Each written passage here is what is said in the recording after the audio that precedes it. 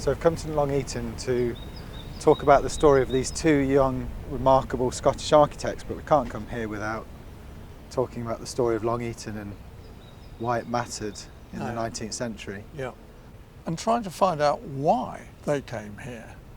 They met in 1899 in Hawick in the Scottish Lowlands, Which itself is a woolen town. And Long Eaton, A lace town. A lace town. And just the incredible scale of these tenement factories. Enormous buildings, very simple, with just complete through run of working floor space. Open plan. Open plan. The staircases are on the other side, so you've got completely free floor plan all the way through. It can be split up however you like for different tenants. Powered by steam, there's the chimney, and on the other side we'll see the canal that brought the coal in. Yeah, so you had a happy combination of resources all coming together, and particularly this idea of the lack of trade unionism. So apparently that was one of the factors that made this an attractive place for entrepreneurs. Brought the workers perhaps over from Nottingham. So Nottingham's an established lace town by the 1850s. Long Eaton's a bit later, 1860s, 70s, 80s. The population doubles. I think the first mills are in the 1840s, but they were very small. Yeah. And it really takes off in the 50s, 60s, 70s, 80s. The population doubles between the 70s and the 80s in this town. So a lot of wealth, a lot of prosperity. And the local authority apparently provided very few services, cheap rates. Another factor that attracted entrepreneurs. No single landowner, so quite easy to acquire land, piecemeal, grow, establish yourself. Not controlled. And then just the sheer scale of these buildings, lots of companies. We're not talking Manchester where we have a single factory with a single owner and a single company. This is lots of smaller tenants working in these buildings, making the lace. Yeah. And interestingly, apparently none of these lace factories had fireproof construction. That's right. By the mid-19th century, the Victorians were perfectly capable of building fireproof buildings. You had your brick jack arch floors, your metal bridging beams, metal joists, metal windows, and yet here you've got, it's all in wood internally. It can only be an economic explanation. It's cheaper. Everything seems to come down to cost and price in Long Eaton. And it's an attractive place to make money. Which brings us probably nicely onto 38 and 40 Marketplace. I think we ought to go and see the extraordinary buildings designed for Long Eaton by this astonishing couple, Gorman and Ross. That could not have looked any different to this type of architecture. Absolutely not.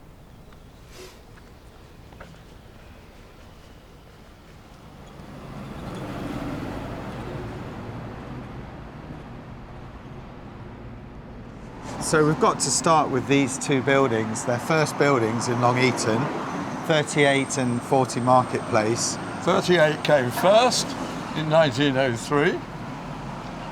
And then on to number 40. 1904. Following year.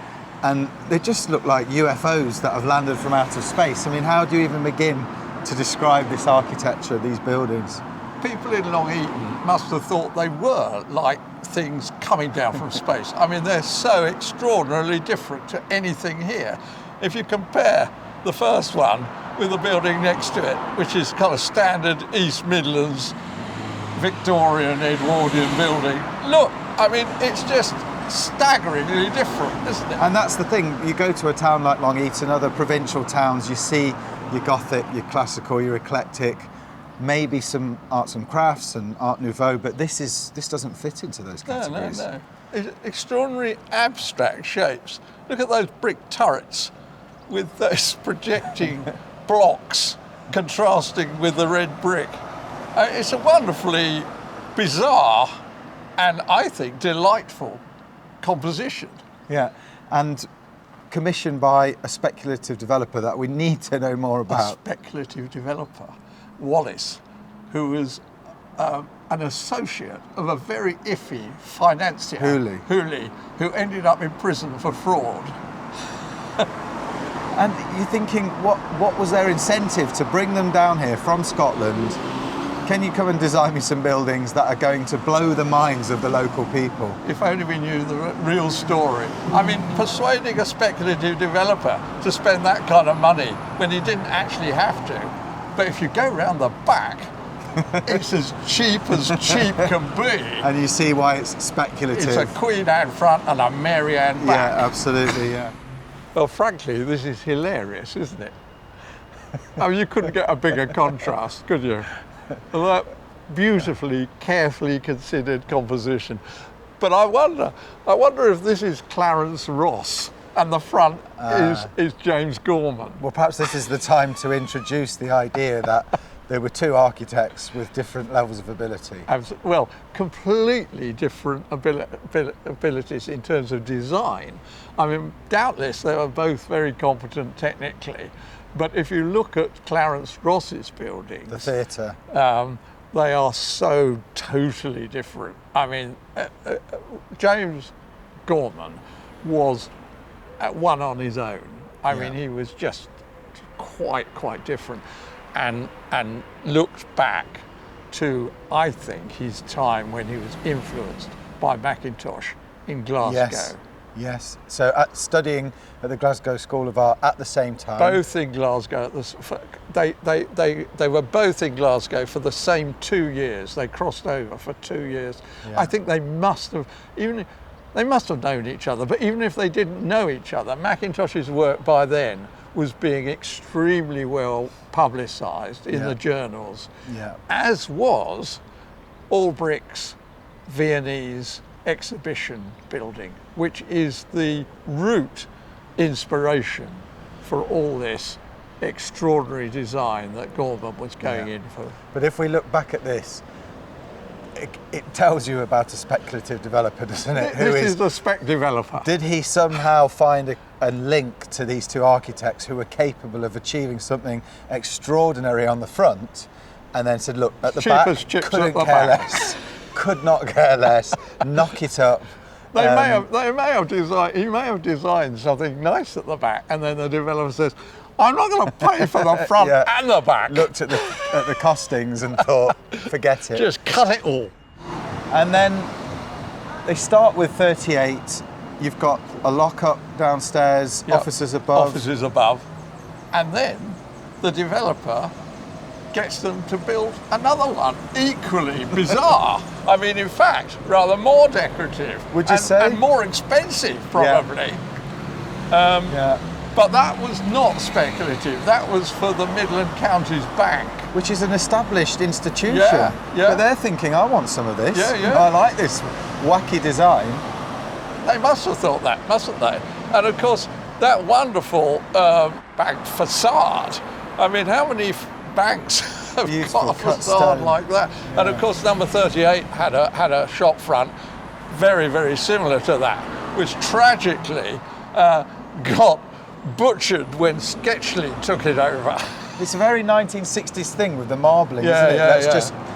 Let's get rid of all this and go Austin Powers marble effect. Yeah.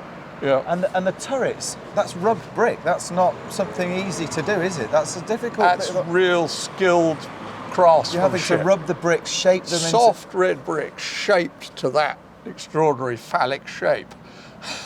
Look at that arch.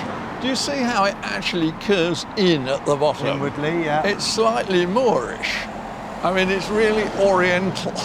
And then it's got those kind of hood mould ends. It's such an interesting mixture of sources. If you look at the rough cast render, can you see a band going across? Originally, that was lettering under that said York Chambers. Gold leaf painted, yeah.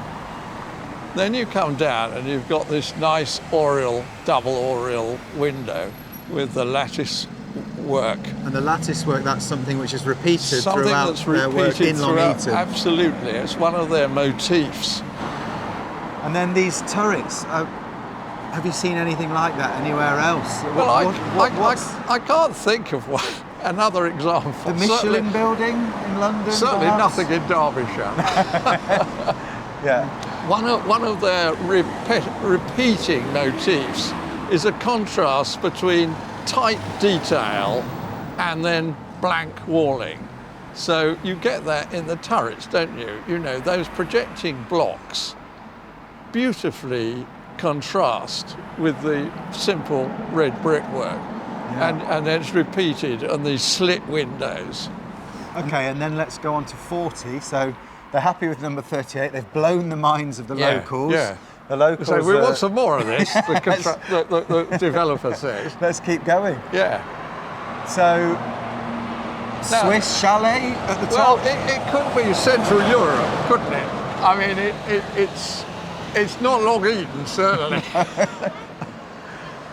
Bringing us down onto this mosaic tile pattern, which is again very European, very French perhaps. And those tiles, the design of those tiles are really Art Nouveau tiles, aren't they?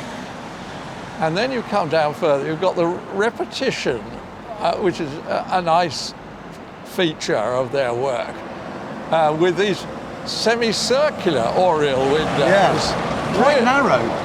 Very narrow. You would expect them more perhaps articulated over 3 bays, but... Absolutely, just articulated for architectural reasons, not practical reasons at all. Yeah. And if you look at the brickwork, again, good craftsmanship, very tight details, rubbed bricks, Yeah. paper thin joints, and every panel is different if you look at the pattern of the brickwork. Yeah, each so one. Decorative panels, Yeah. nogging, I suppose you'd It's call a it. brick nogging. Brick nogging. And it's perhaps closer to being an arts and crafts detail of making everything the responsibility of the artisan, craftsman. Yeah. And then you come down, you've got, again, decorative brackets, but smaller here. They're not really structural, are they? They're purely decorative. A massive keystone. Tripartite keystone, just advanced. In red sandstone.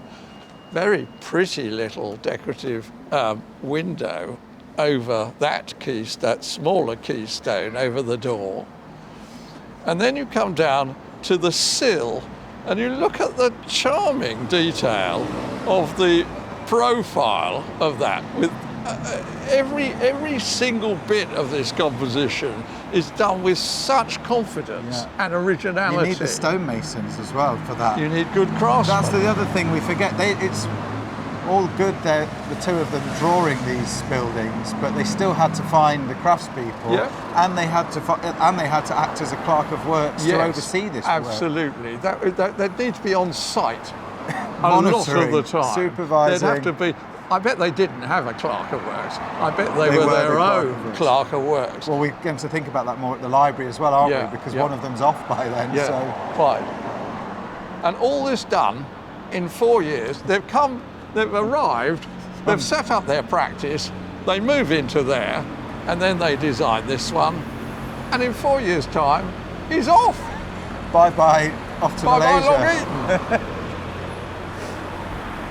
Okay, let's go and meet the local historian who actually managed to save these buildings from demolition. Absolutely. Keith Reedman's been a champion for these buildings for over half a century. Keith, something Barry and I were trying to get to the bottom of, and it's intriguing really, is how did these two young Scots come to Long Eaton, design these really radical buildings? Was it a very progressive town council? What was the atmosphere of Long Eaton at the time? How was it ready to accept buildings of this style where not seen elsewhere really? Well, I think it was a fairly progressive town council, but one of the instigators of the art movement, if you like, in Long Eaton was the man who was the head teacher of the the Pupil Teacher Centre. This was Samuel Clegg. He was the man who was behind the library. And he was an art historian. He's written several books on the teaching of art, and there was a climate in Long Eaton to accept art as, you know, an acceptable study. One reason was that there were a lot of artists in Long Eaton, or you might not call them artists, but people who were designing lace. So there were a lot of lace designers in Long Eaton, and creativity was something that was part and parcel of, you know, Long Eaton at that time. How interesting. Yeah. So with maybe a slightly alternative atmosphere in the town, you've got artists, creatives, progressive, and because these buildings have to be considered as progressive, surely. Oh, they are, It's yes. such a break from convention at that time. Yes, but what I don't understand is that there was nothing in the local press expressing either horror or delight when these buildings went up. They were just put up with no comment in the local press. Nobody wrote a letter to the newspaper. That is saying, surprising. Yeah. Because we We've got say, you to thank for getting these listed. we said, yes, in Yeah. 1977, when very few 20th century buildings were getting listed. So how did that go then? What was the Well, story it there? went very quickly. I knew about the buildings, obviously, by then. I'd identified them as being special, and I knew who the architects were. And to my horror, I saw scaffolding up against this building, and the chimney stacks being taken down.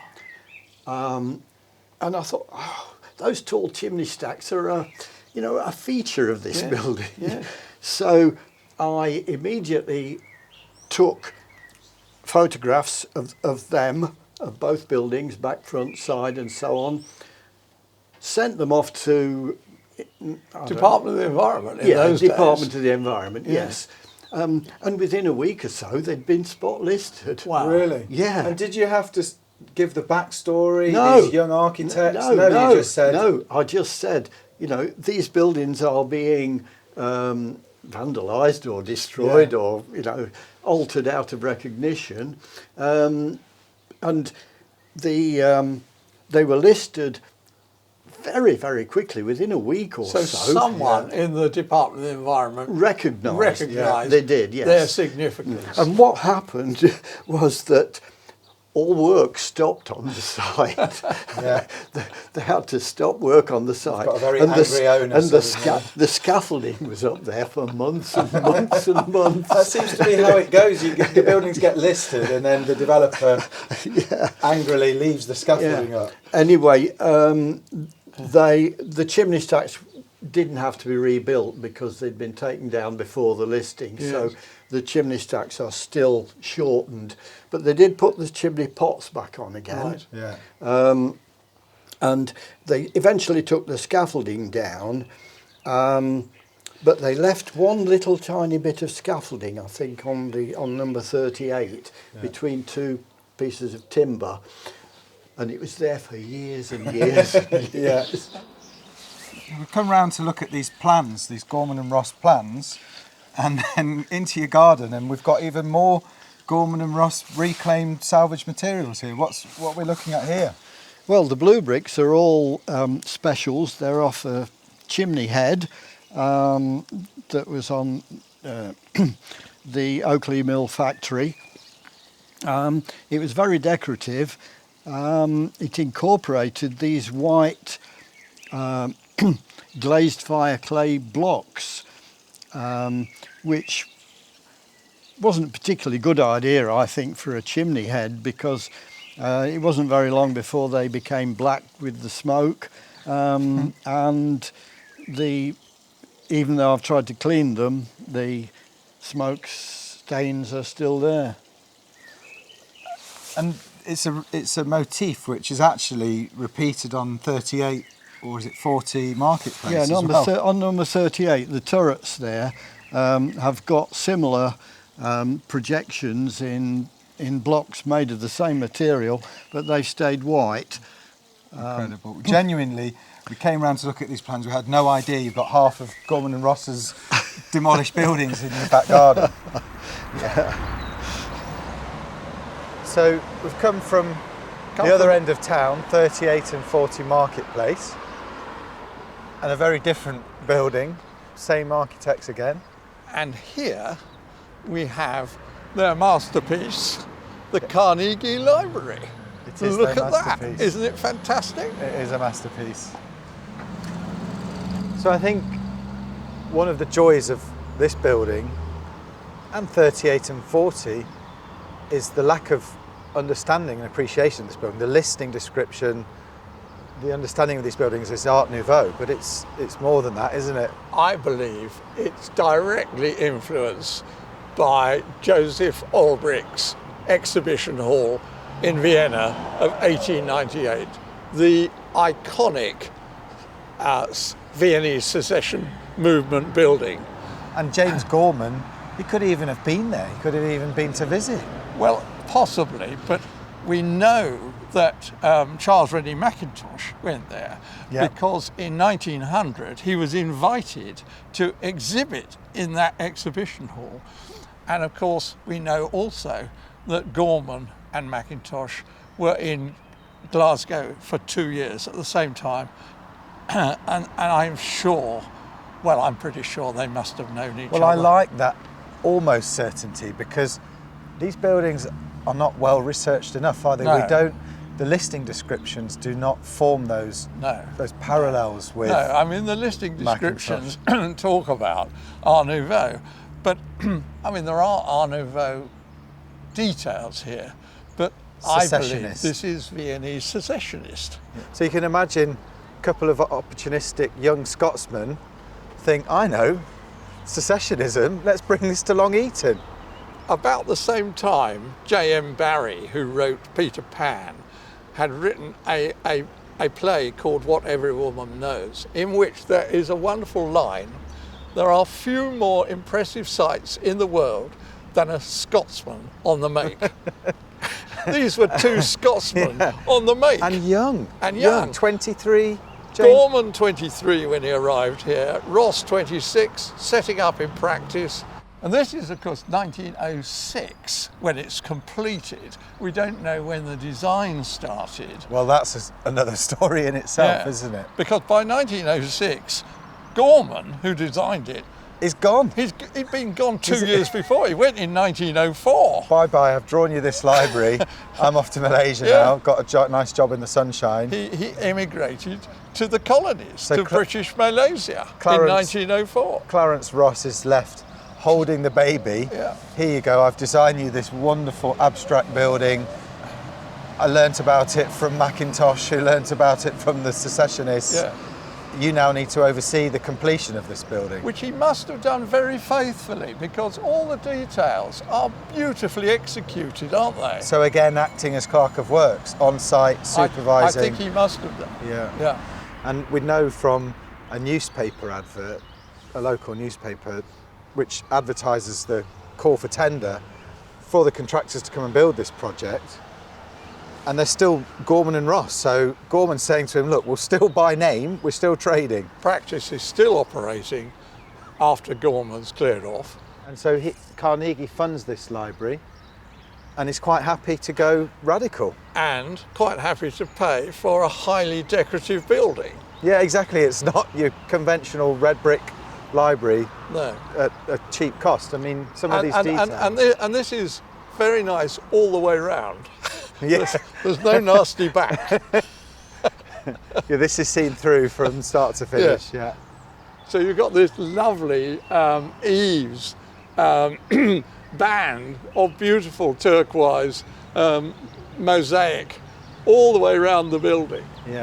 And this lovely belled eaves, this lovely gracious curve where the roof line finishes. Very beautiful, isn't it? How it comes right out to these projecting eaves, finished off with OG guttering, just to give it that little bit of extra grace on the profile, deep overhanging projecting eaves, giving that shadow line all the way around. And just look at this beautiful tympanum. The wonderful light today, it's really picking up the gold mosaic, isn't it? And the lettering, Pax and Lux. This is just how Olbrich had used lettering in his exhibition hall. With the mosaic detailing. With the mosaic detailing and the lettering. So projecting decorative lettering here, free library with these little motifs either side, and all these little details, these scrolled projecting, I don't know what you'd call them really, I suppose they're volutes really. If you look at them, they're half an Ionic capital volute, aren't they? Yeah. But reduced to an abstract shape. And then you've got these little crenellations, miniature crenellations. You've got heart shapes, which is a motif of Art Nouveau. Little florets on the lintels of these slit windows, like the slit windows of York Chambers. Yeah. Then the lattice work above the windows. Yes, as we saw seen in York Chambers and the bank building next door, the same kind of repetitive. And you see each of these glazing beveled glass units, beveled glass, more cost. Look at these extraordinary pilasters either side of these shallow bay windows. Egyptian revival, perhaps? They're definitely Egyptian. I mean, it's Art Deco before Art Deco happens, isn't it? And I love a rare sighting of Egyptian revival around this time, because I always understood the discovery of the Tutankhamun, 1921, 1922. It goes back much earlier than that. It goes back to the 17th century. This fascination with Egyptian architecture, antiquarian fascination. It goes back to Napoleon, goes back to his invasion of Egypt, and he sent in scholars to study this extraordinary culture. So we see it over time, periodically, cropping up again and again. And here it is again. Here it is. Just in case you've had enough of your Art Nouveau. Bit of Egyptian. but reduced again to abstract shapes. So wonderful detail. That central disc contrasting with the horizontal bands, going up to totally abstract capital, which then doesn't support anything. It's pure decoration. It's not even pretending to support anything. And contrasted with the Art Nouveau hopper immediately adjacent, which are much more conventional Art Nouveau, aren't they? With those sinuous brackets suggesting kind of vegetation, Jungstil type decoration. But perhaps you could define secessionism then as contrasting styles to a certain extent. You know, you're mixing and matching, and he was very eclectic, wasn't he? He was taking motifs from lots of different sources, and this is an arts and crafts detail here at the base. Oh, I do like this. Was a new term for me. Can you see how the walling comes out? It's battered walling. A battered base. Which Voysey was very keen on. There's hardly a Voysey building without battered walling. So a battered base is a wall that's tapered it's tapered towards the top, that projects out to the base. Again, something totally unnecessary in functional terms. Purely decorative. These are the kind of details which, unless you stand here and look carefully, you don't fully appreciate just how much intricacy and care in detailing. Look at the way the brick oversails the plinth on the corner there. Yeah. Oh, of course. Yeah, the lovely bullnose that just finishes it off. Brickwork going back into the stone plinth. And the brickwork itself is also very precise, very neat, tiny joints. Lovely, soft red, high quality brick. Contrast that beautiful orangey brick, contrasting with the beautiful turquoisey motif of this band of eaves tiling. Yeah. And if you're the financier of this, if you're the town council, you need to be confident in your architect and willing to take on a building that's going to look absolutely... And not annoy your philanthropist funder, Andrew Carnegie, So who used to be personally involved in all these grants. Yeah. And made conditions to the town, to the local authority, that they'd only get the money if they signed up to the new library foundation kind of rules that they laid out. So we need to go and look for more secessionist libraries and find out where they are, or do they exist? Is this the only one? Are we talking about a more significant building than is currently recognised at Grade 2? I don't know of any other British secessionist library. Long Eaton was very progressive, maybe? I don't know. Well, Gorman was. Yes, certainly.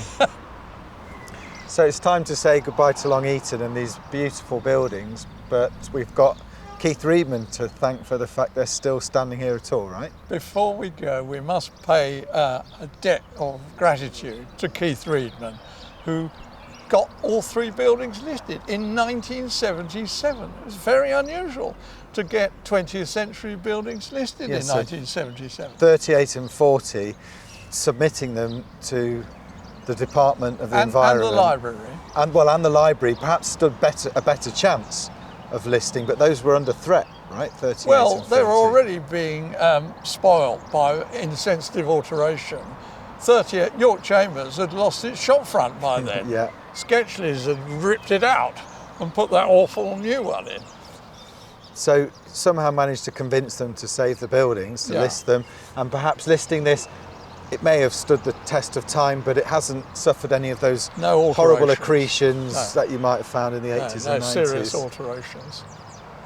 So thank you, Keith Reedman. Thank you very much. Hero of Long Eaton.